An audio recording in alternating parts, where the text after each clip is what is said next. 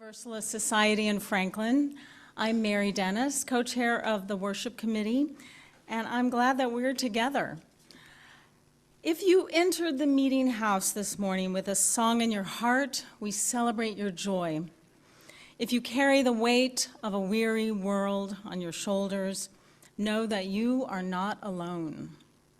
No matter where you have been this week, no matter who you love, you are welcome here. If you are joining us for the first time, we're so happy you're here. And please take a moment to sign our guest book in the foyer, which you may have already done, or our virtual guest book online, which you will find in the Zoom chat. And please gather after service for delicious snacks and coffee in the Fellowship Cafe right in the foyer, or stay a while to chat on Zoom. This morning's service will be led by the Food and Security team. They have worked hard to bring you this unique service, which will be a departure from our normal Sunday worship service. And as Joan said before, our interim minister, Reverend Beverly Waring, will be back in the pulpit next Sunday. As you may have read in some announcements, the Food and Security team has requested that you bring your smartphone with you today for an interactive exercise, which we'll be doing later on in the service. If you remembered, or if you had no clue to bring your phone, or if you have it with you anyway, or if you have it because, like me, if you didn't, you'd feel like you were missing an article of clothing, please take it out. And even though we've asked you to use it later, we kindly ask that you silence it now. And if you don't have a smartphone or didn't bring one or forgot or didn't know, please don't stress, it's okay. First Universalist Society in Franklin has a long and rich history of supporting the Franklin Food Pantry over the years with food drives and collections, particularly at the holidays. These efforts and the passions of those involved were formalized in 2018 into a charter for the FUSF Food and Security Team, also known as FIT. Since 2018, the FIT team has deepened our relationship with the Franklin Food Pantry to help relieve food insecurity in the greater Franklin area, laid out and implemented a set of environmentally sustainable principles for operation of the FUSF kitchen, and advocated for the funding of universal school meals programs in the Massachusetts legislature. This morning, FIT, and with their special guest, Tina Powderly, Executive Director of the Franklin Food Pantry, will explore how their personal and collective understanding has evolved from a focus on food and security to that of food justice. Food justice is the belief that access to food is a basic human right, which can only be achieved through structural change across the entire food system. Unfortunately, our current food system rests upon many inherent, deeply entrenched barriers to equity. Structural change doesn't come easy or quickly, but FIT believes it is time for change. And now, let us join our hearts and minds together as we gather for worship, as seekers, as dreamers, and co-creators of a more just and compassionate world.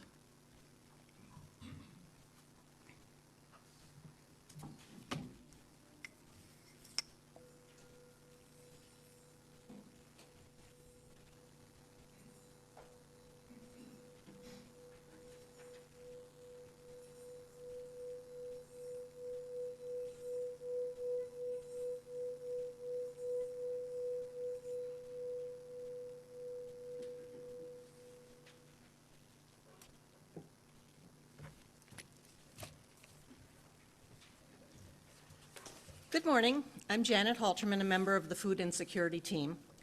Each Sunday morning, we share a centering ritual with Unitarian Universalists around the world, the lighting of a chalice. While Mary lights our chalice, I'd like to share a poem by Brittany Sabatino. Hungry for change, we can sustain, looking towards the future. the march of quiet feet to the beat of voices raised in unity, seeking true community, gives us hope for growth. Upraised fists and outstretched hands join in one gesture of solidified solidarity. To sustain the beat of positive change, demonstrate compassion, incapacitate hate, and act with love. The future is only as bright as our collective light.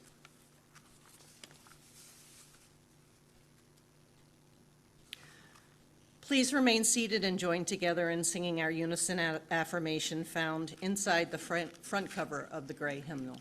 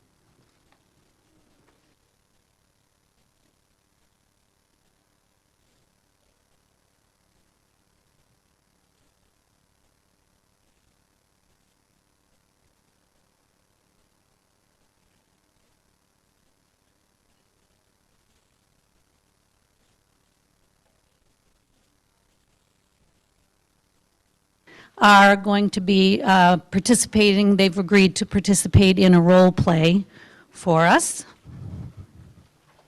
And it will become obvious, they have a lanyard in their envelopes that they've put on. It will kind of become obvious as Marion gives instructions of what is going on.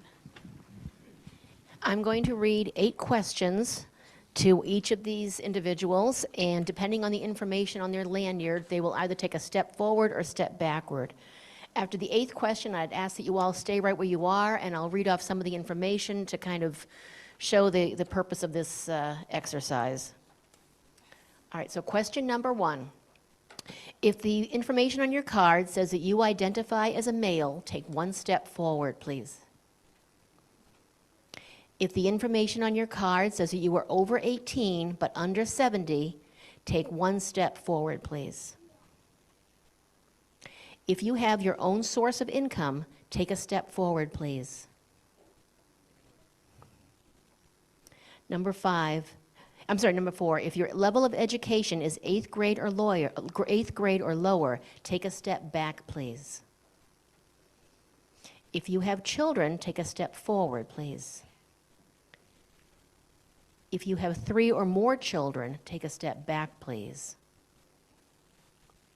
If you do not have access to health care, take a step back, please. If you are white, take a step forward, please. Right? If you can. And I'm just going to read off the people that obviously came out ahead of others. You are a 45-year-old white male, a teacher, you've been to college, you have 1 child, and you have access to health care. And Mark, you are a 30-year-old male, Latinx, your teacher with a master's degree, 2 children, and access to health care. Let's see who wound up in the middle. All right, Dave is a 22-year-old male, Native American, a gardener, a 6th grade education, no children, and no access to health care. And Ann is a 77-year-old male Native American farmer, no education, 6 children, but he does have access to health care. And the 2 people in the back, hello, a female 77-year-old African American, retired and living on Social Security, no education, 6 children, but with access to health care. And the last is a 9-year-old female, Pacific Islander, no education, no employment, 4th grade education, no children, and no access to health care. So just take a moment to look at where everybody ended up, and you can start to draw some of your own conclusions. Thank you. You guys can go, it's great. Thank you for doing that.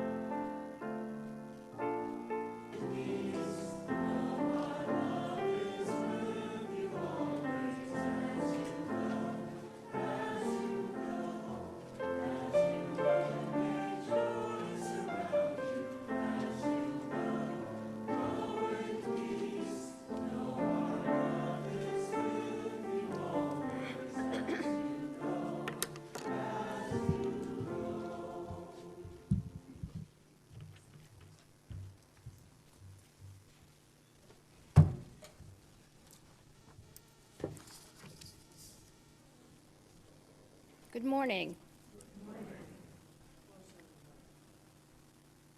I think we're set.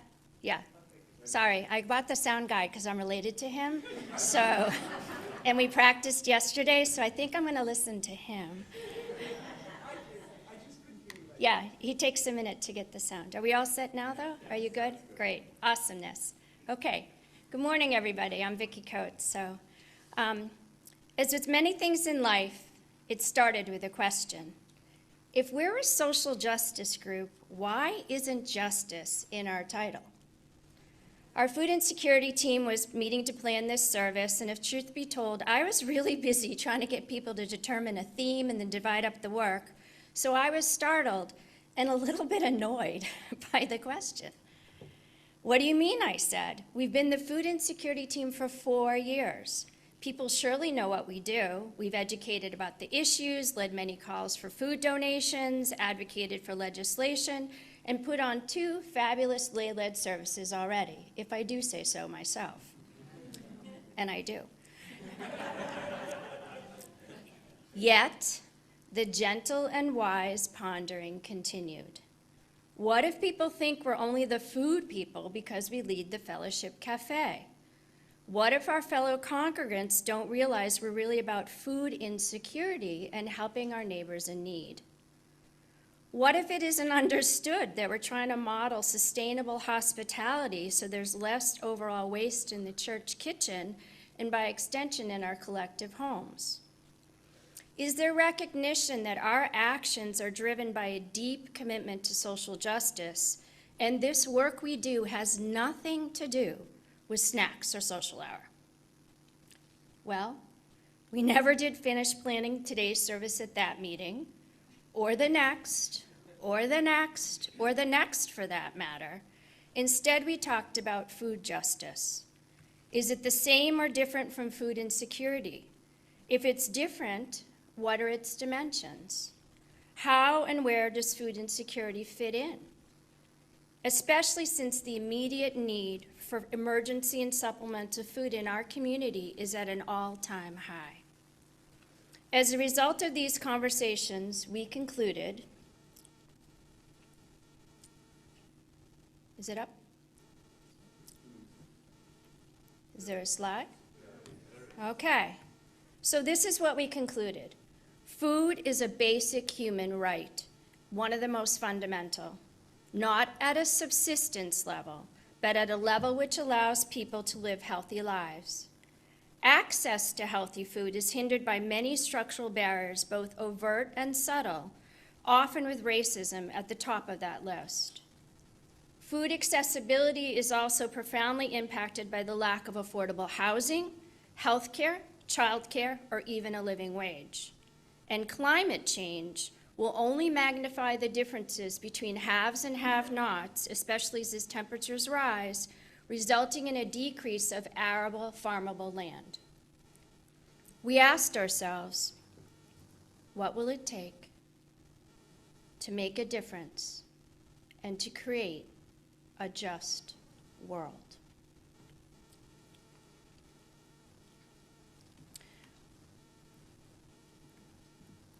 Our team determined food justice covers a broad, complex, interlocking system of various organizations and interests. We created this framework, which is also hanging in the foyer for your coffee afterwards, to guide our thinking. First and foremost, we cannot lose focus on meeting the needs of those who are food insecure in their daily lives. That's why the center of our efforts will continue to be working with organizations such as the Franklin Food Pantry.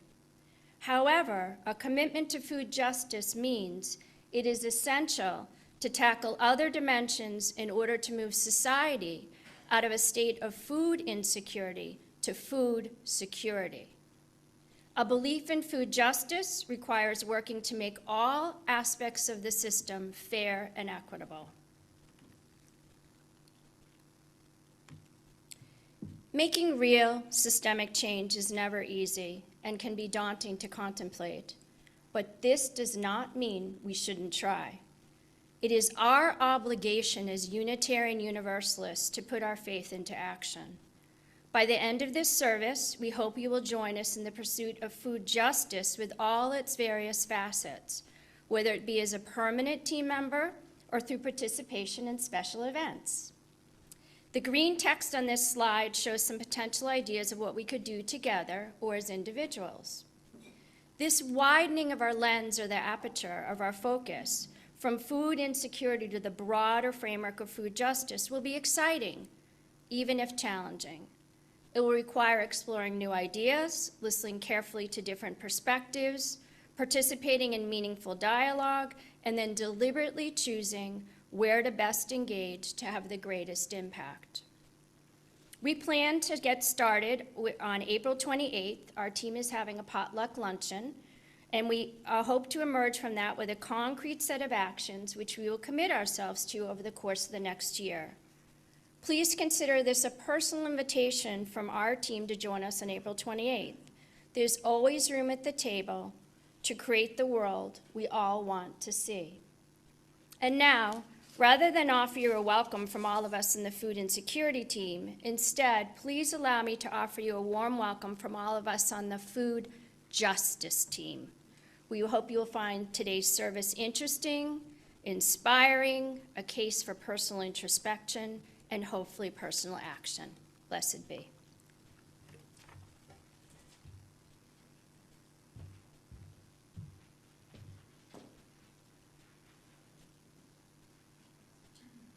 So now the fun part. Take out your cell phones. Oh, I forgot. Thank you. So take out your cell phones, please, if you have one. And if you need to connect to the church Wi-Fi, the password for the church Wi-Fi is all small letters, Chalice 1856. If you're on your Wi-Fi, in your search bar, type in menti.com. If you need help with this, maybe a neighbor could help you, or if you raise your hand, I'll try to come over and help you get connected. Chalice, CHALICE, 1856. And Menti is MENTI.com.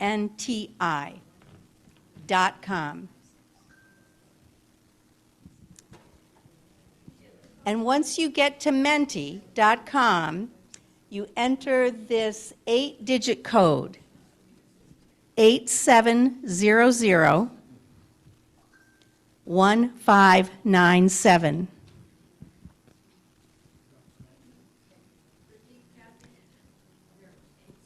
$8700-1597. Once you do that, you should see something that says, what action do you currently take to achieve the transformation in our food system? So let me just read a little, give you a little nudge. What do you need again?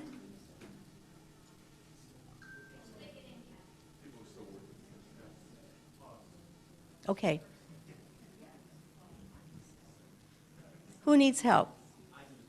Can Charlie help you?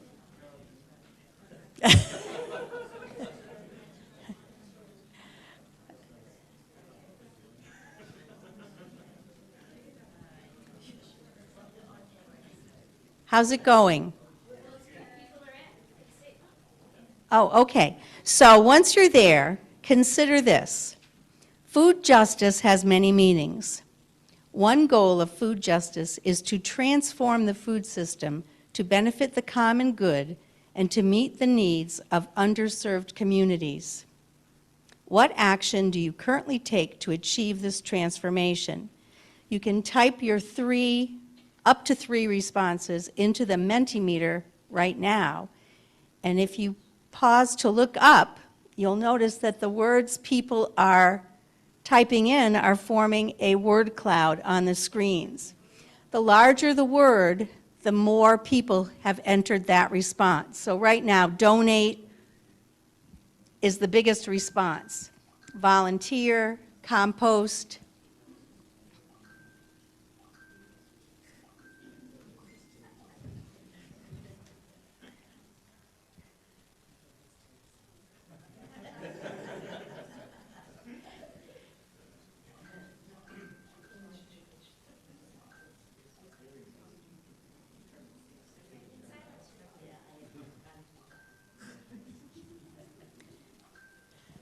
Is everybody pretty much in? Okay, so we're going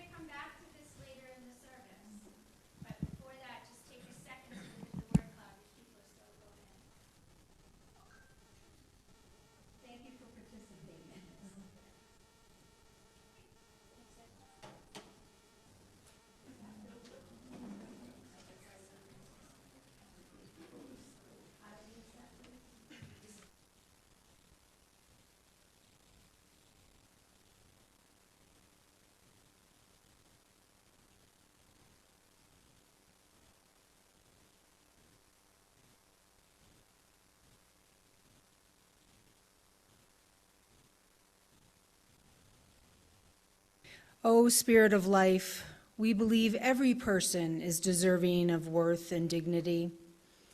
This is a collective prayer for the hurting, hungry, and vulnerable in our families, churches, and neighborhoods, in our cities, country, and around the world.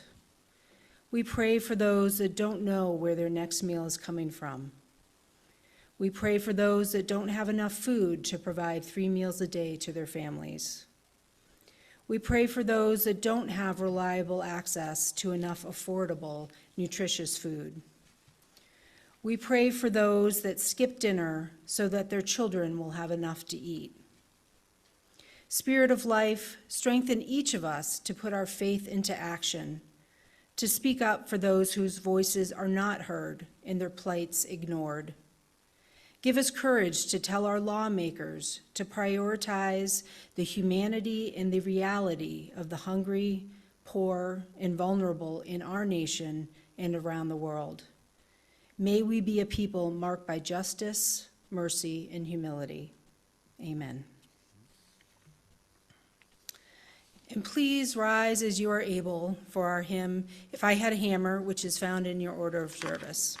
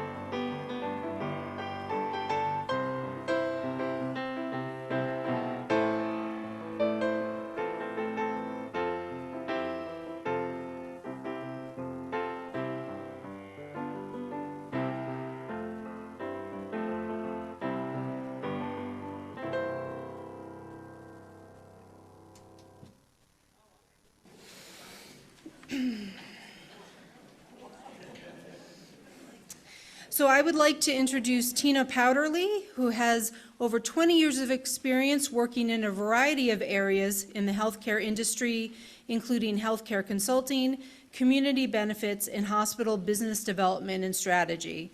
She served on the Franklin Food Pantry's Board of Directors from 2017 to 2021, including 2 years as its chair, before joining the pantry as executive director.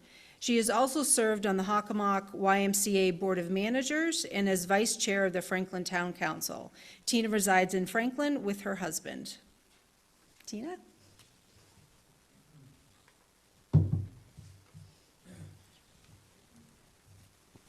Good morning, everyone. Thank you for having me here. As I was very humbly thinking about what I could possibly offer to this incredible group of people who are so dedicated to making the world a better place, both individually and collectively, what hopped into my mind was silly string. Do you know silly string? You hit it and it explodes everywhere. I didn't bring it as a prop today. But I realize that you all are at a bend in your silly string, and I hope that a few of my stories might help illustrate to you how this wider focus of food justice, which may seem a little daunting when you first hear about it, is actually very attainable. And when you leave here, I hope you believe you can make a difference, that you can connect the dots between the big and the small, and the long-term and the immediate. For me, the value of making a difference was instilled in me very early through actions by my parents. My mother was a cardiac care nurse, and my father was a long-life Army helicopter test pilot.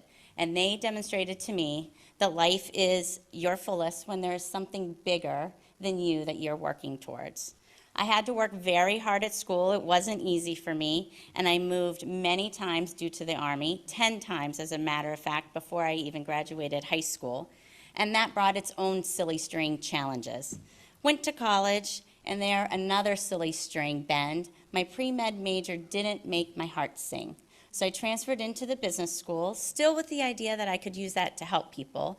Might have been the only one in the business school that thought that.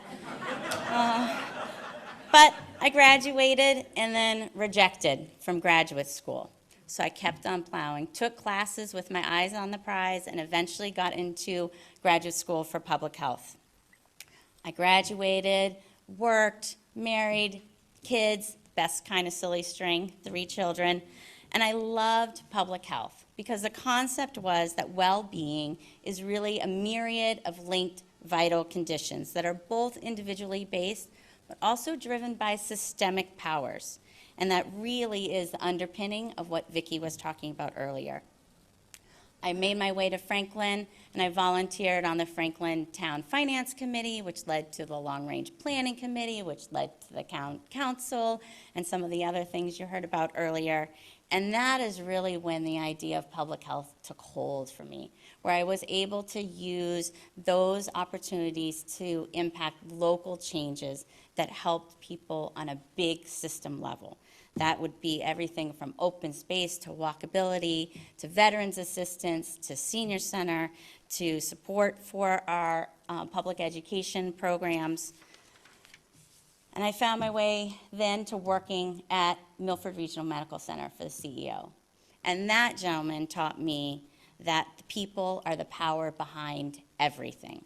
He taught me the importance of caring about someone's personal circumstances, about the power of a conversation over an email, and then another kink. He retires and there's no job there for me. So I began to work from home in healthcare consulting, which luckily gave me the flexibility to begin to volunteer at the Franklin Food Pantry, which led to the board, which led to where I am today. And each of those experiences at the time seemed very separate and disparate, but they all built my knowledge of the intersection of public health and individual health. So it turned me into a person who is a deep believer in the power of connection. I'm a fierce social justice champion. I'm a big teller of stories, sometimes very long. Will keep to my 12 minutes, Vicki, I promise. And an unwavering ally to those with perspectives that aren't always fully heard. And I try to use that to inspire other people to change the world. So what have I learned? Well, I've learned about the power of connection, and I'm going to borrow a story from Ryan Dowd, who does work in the space of homelessness. And his suggestion is when someone, perhaps you in the audience, wants to affect change but you don't know where to start, find community. Movies love the lone warrior, usually with a cape, impacting change all by themselves, but that's rarely how it happens. Community is always the driver of change. Community is the whetstone that's going to sharpen your individual acts of talents. Community has that collective power necessary to affect systemic change. And by nature of being here today, FUSF is probably one of your communities. I also learned that immediate need is really important, and it's the easiest to see. So those are the stories you might hear if you are around the food pantry walls. They're the story of the mother with the preschool daughter in our four walls, and that daughter has no idea that she's actually at a food pantry and not a grocery store, or the courage it took her mother to walk through those doors, or how hard it was for her mother to find transportation to get to the food pantry. It's the story of the woman who had knee replacement surgery right before COVID. And because of her health insurance situation, she wasn't able to access the care she needed, and now she is permanently limited in her mobility, which affects the type of jobs she can have and care for her family. It's the mother who has a serious chronic health care condition, but whose son also has developmental needs, who comes to the food pantry to help offset the huge health care expenses she has because her health insurance is inadequate. But I also learned that this immediate need is just the tip of the iceberg. And the U.S. Department of Agriculture definition of food insecurity really, although it's used in the emergency food system, really falls short of the community and public health values that encompass food justice. So community food security, and I'm taking this from Good Food, Good Communities, which is a resource that is provided to you in your materials for today. This definition incorporates food justice. This gets you excited. And food security in a community is when all the residents can obtain safe, culturally acceptable, and nutritionally adequate diet through a sustainable food system that also maximizes social justice goals. So in order for that to happen, in order to reduce food insecurity fundamentally, we need to advocate for systemic change at the same time that we're meeting the immediate need. And again, I'll share a parable that's very famous from the book Sweet Charity. There's a village situated near a river. You can imagine it. And one day, the residents of this village just see children floating downstream in the river. And they're flailing, they can't swim, and the villagers rush out to save them. And there's just more children coming. And the villagers devise all these systems to protect the children from drowning. And it's very elaborate, and people are on guard 24/7, until someone in the village stops and says, well, why are the children falling in the river in the first place? What is happening upstream that we're dealing with this problem downstream? And in the world of food insecurity, that looks like barriers to transportation, systemic racism, lack of access to health care, housing. So make no mistake, advocating for things like a livable wage is anti-hunger work just as sure as distributing pounds of food. So how does this apply to all of you, our food justice warriors? Well, there's individual levers that we can all use to affect food justice. There's marketplace strategies. Make intentional choices about what you buy and where you buy it. And it doesn't have to be just food. Look at who supports the food pantry. Look at who supports the causes that are really dear to your heart, and be a miniature economic engine and support those folks. Support local farms through your purchasing, or through your word of mouth, or volunteer, or donation efforts. Franklin Food Pantry works really closely with local farms, either through intentional growing on the front end, food salvage on the back end. All of these further food justice concepts. You could consider sustainable agricultural initiatives on the individual level. I happen to know there's some expert beekeepers in the room. That's one initiative. But it also could be composting, maybe raising chickens, maybe a vegetable or a flower garden. You can provide community leadership. We need community advocates. It could be research. It could be understanding the policy initiatives that are out there. Generally increasing food literacy, which is not just about healthy food, but it's about all the systemic concepts that we're talking about today. Second, and I think this is really, really important, give someone a chance. If we imagine privilege as a racetrack, and we're all running around that racetrack trying to get to the finish, for some of us, that racetrack is flat, there's no obstacles, and it is a dry, beautiful 45-degree day outside. But for others, there's obstacles and more obstacles and more obstacles. And the best way for you to overcome those obstacles is with a helping hand. And that's what social capital is about, and that's the power of community. So grow the fellowship efforts that you have here to support those who might be facing challenges in their life. And third, I would say, consider what unique experiences that the bends in your silly string may bring to the table. Have you extra empathy or compassion in your heart from a challenge that you have experienced? Are you a good writer but maybe a little bit shy? Maybe advocacy work is your thing.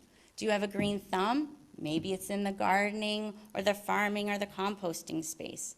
Do you love people? Maybe volunteering at the Franklin Community Farmers Market on Friday and educating folks about SNAP and HIP, which are benefits that allow you to access produce.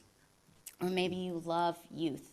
Food justice is a great entry point for youth activism, and maybe you can be the inspiration for another generation to attack these issues and make a difference. So there really is no shortage to what you can accomplish, and I know that I am honored right now to witness this evolution, and we will come back and look back as a community, and we will be grateful and better for your journey and your efforts. Thank you.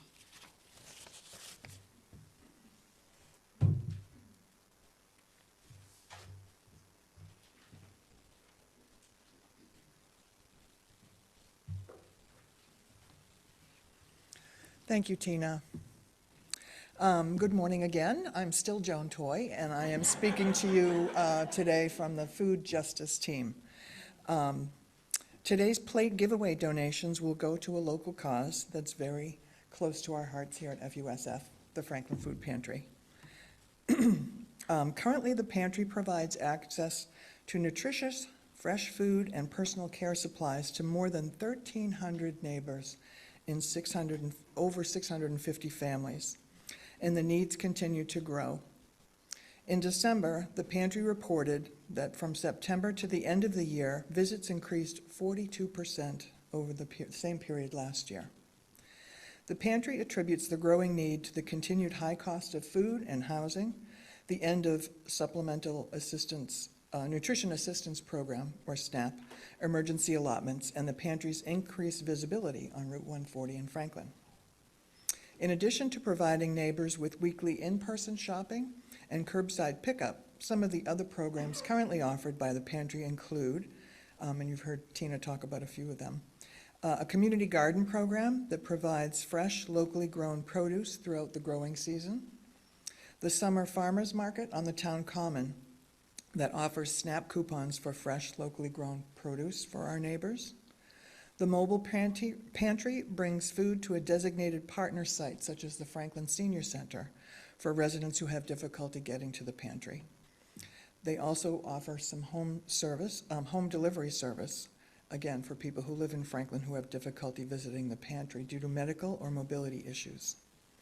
So today, please show your financial generosity to the food pantry. You can do this in a few ways. You can go to the FUSF website and click Give. You'll find a portal to make a contribution there. You can use the Tidely app on your favorite device. If you are using Tidely, please choose Cover Fees as you are able. You can drop a check in the mail to FUSF at P.O. Box 316 here in Franklin. And as always, if you're with us in the meeting house today, you can leave a contribution in the offering plates that will be passing you by soon. Thank you.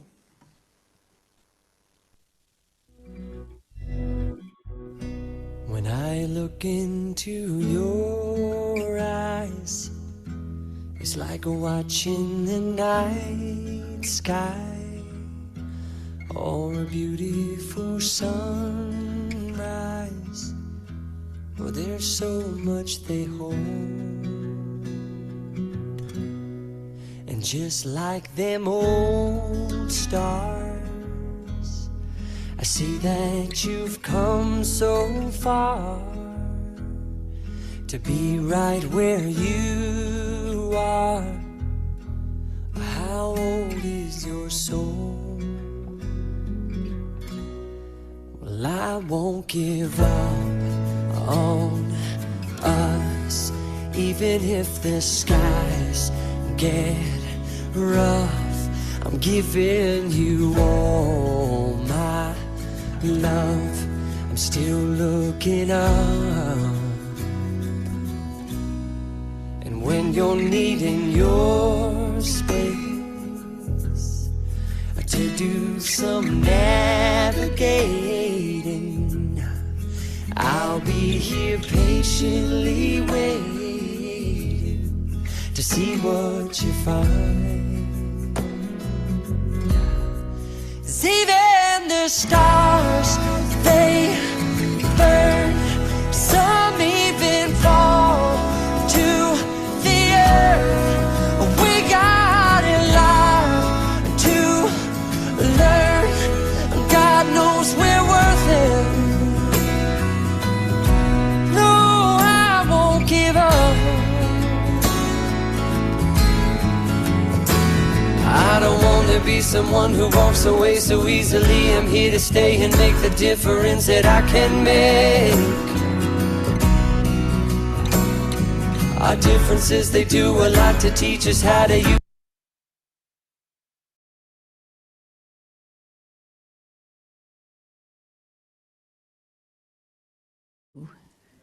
Of the word cloud. So if you're still on that menti.com website, you're ready to go. If you're not, it's the same process to get back there. Does anyone need more time? Okay.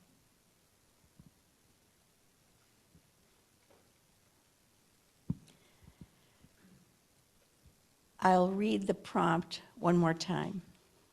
Food justice has many meanings.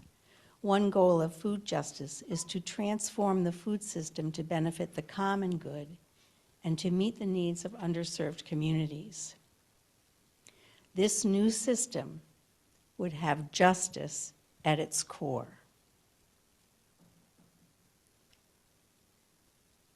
Now that you've heard Tina speak and Vicki speak and contemplated a little bit about food justice, into the Mentimeter enter some things you would consider doing in order to transform the food system. Things you would consider doing.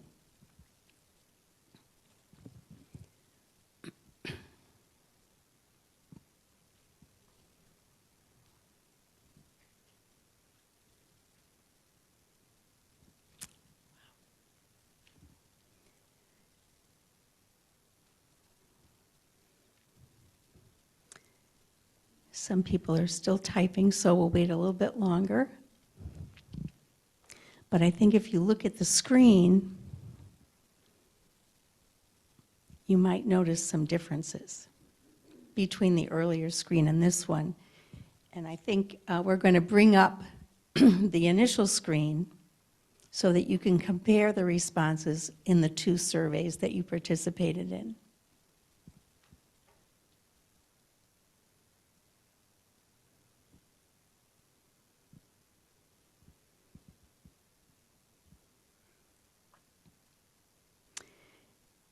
And while we wait for the two screens to come up, if you could think about some differences that you noticed in looking at the two screens. We can take a few comments from the congregation about changes that you noticed.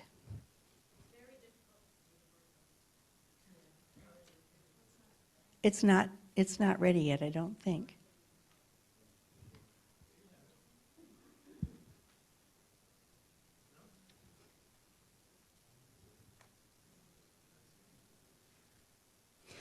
Well, somebody had their hand up. Mark, you had a hand up. What did you notice, even from the screens before? The second set of words were more action. I think they were more action-oriented. Well, the purpose of the question was for you to write verbs. And most people did write verbs, things that they would do. Did you notice any difference in the actions that were taken after the service? On the first screen, oh, okay, it's the results, it's not the cloud itself. Donate was the most popular verb of the first question. Also prominent were compost and volunteer. And I think the second screen, the verbs were different. There's the first one. Donate, volunteer, compost.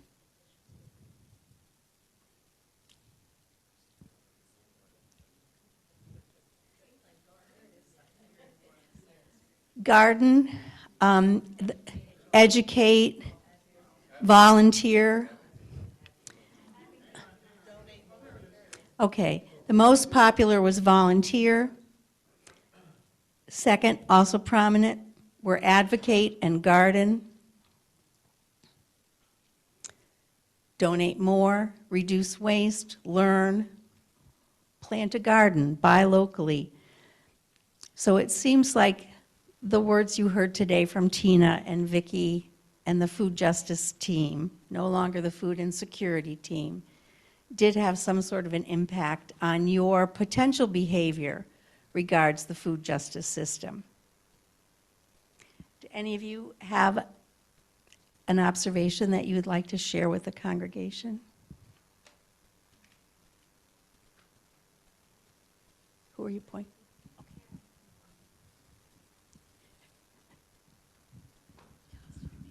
So I'm Rand Barthel, and I am part of the climate justice program here.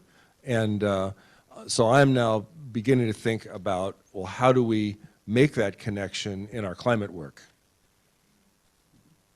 Yes, because they're definitely related. Anyone else? Great. Thank you very much for participating. Oh, Lee Kelly has something to say? I would like someone to explain how composting and having your own garden at home helps the food justice initiative. Like if I personally compost, which I do, like how is that helping others?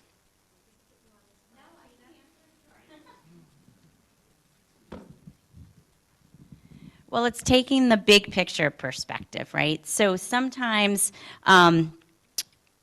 I'll talk a little bit about the Franklin Food Pantry and what we do in this space, and you'll see it's sort of a whole continuum. So we have, as one of our main sources of food, what we call enabled partners. They're partners where we have a contractual relationship with, and they are Stop and Shop, Shaw's, Big Y, Trader Joe's, and an organization dedicated purely to food salvage. So that's on sort of the very front end, where food that might get wasted, we're repurposing and making sure it gets out to folks. But at the end of the day, it's an imperfect system. You're not always matching supply and demand. There's going to be food left over no matter how hard you try. And that's where composting can come in. And that's the link to climate and emergency, the climate and the emergency in that space too. Because if you're just throwing that food away to landfill, there's a ton of energy and environmental impacts to dispose of that. So if you're composting, it kind of completes this whole circle. But there are some folks that would say, and I support this, that composting is one initiative that's sort of at this end of the food chain, of the food system change, but it's also important to buy only what you need and be purposeful on the front end as well. Did Vicki want to?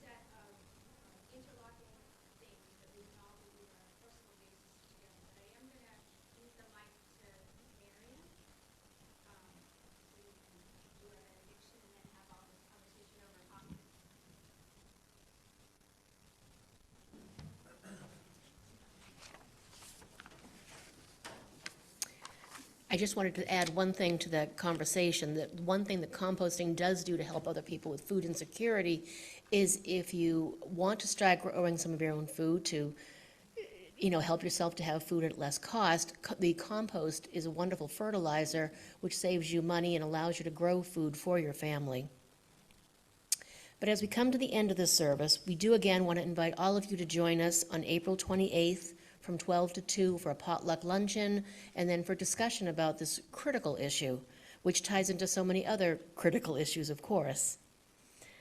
In the meantime, there is a poster in the foyer that you could take a look at while you get your treats after service that it shows you some of the areas that there's places to work on and places to make these connections.